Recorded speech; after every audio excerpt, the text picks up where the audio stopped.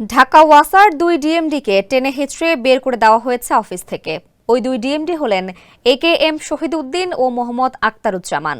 রোববার দুপুরে এ ঘটনা ঘটে।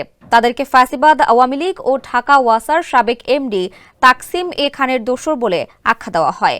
জানা যায়, এই দুই কর্মকর্তাকে কক্ষ থেকে টেনে হিচড়ে বের করে ওয়াসা ভবনের সামনের রাস্তায় নিয়ে আসেন বিএনপিপন্থী শ্রমিক কর্মচারীরা। এ সময় তাদের সম্পর্কে নেতিবাচক স্লোগান দিতে থাকেন অসন্তোষ কর্মচারীরা। এক পর্যায়ে দুই ডিএমডিকে কয়েকজন কর্মচারী তাদের শারীরিকভাবেও লাঞ্ছিত করে বলে অভিযোগ পাওয়া গেছে। পরে তারা এমডির কক্ষের সামনে গিয়ে বিক্ষোভ করেন। বিক্ষোভে বিএনপিপন্থী সিবিএর সভাপতি আজিজুল আলম খান ও সাধারণ সম্পাদক মনির হোসেন পাটোয়ারি বক্তব্য দেন।